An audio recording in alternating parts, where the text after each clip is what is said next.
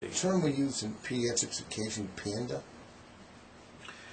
Yeah, panda is a disorder that's related to streptococcal diseases that causes psychiatric problems and tics, or chorea tick-like things.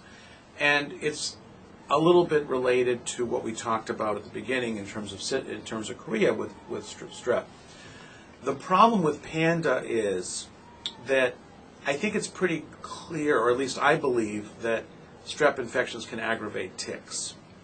Whether you have the predisposition to tics before or not is unclear. I think you already do, and it has nothing really to do with it. Whether pandas is a real disease is still unclear. Some people are actually treating this, Right, and it really shouldn't be treated. They tried those steroids in the herd? There's a lot of treatment for it, and there are a lot of people treating it with steroids, gamma globulins, chronic penicillin. Do they work? Well, one, we still don't really know if it exists as a disorder. And two, there's absolutely no evidence to treat it, because we don't even know if it exists. And there is an NIH study that's being done now, and the results aren't out to even determine whether it actually exists. Whether that'll be successful or not to tell us is unclear. That study started about 5 years ago, so we should be getting some results relatively soon. Sometimes get better on this.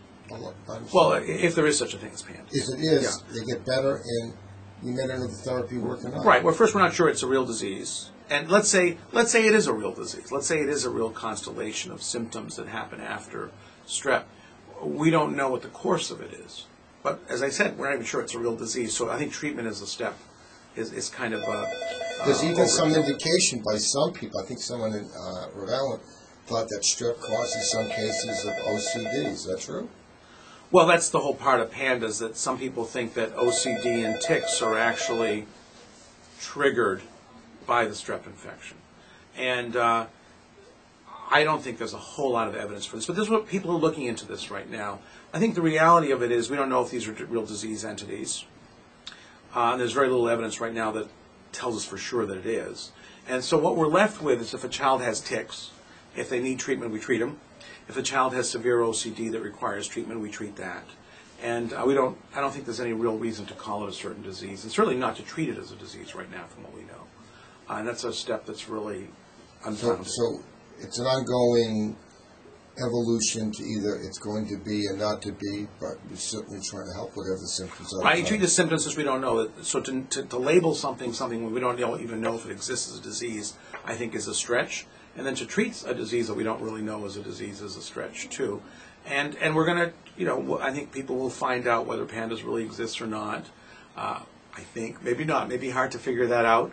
And so I think until we really know, and if we don't know, is we treat the symptoms. Because if you do an internet search, you'll find so much stuff on this. Right. And then if you really look at it very carefully, the people who are saying it aren't even experts. Correct. And I think one has to be very wary about treating something that we're not sure is even a disease. But like anything, you have to trust who you're going to and hope you get it evaluated by an expert in neurology or some related field. Is that true? I think it is. Pandas, though, you see what happens is children that have things like panda or part of the symptom complex, they're very vague, and they can have other things. And sometimes parents are desperate because their child may not be functioning well in school or doing well, and they'll go find someone, they'll say, listen, I think this is pandas, and I'll give you this. And so it's something compelling, but one has to be very careful about this. Especially very careful about using psychotropic drugs. Right. I think if one uses psychotropic drugs, one has to be sure that you're using it for a real reason.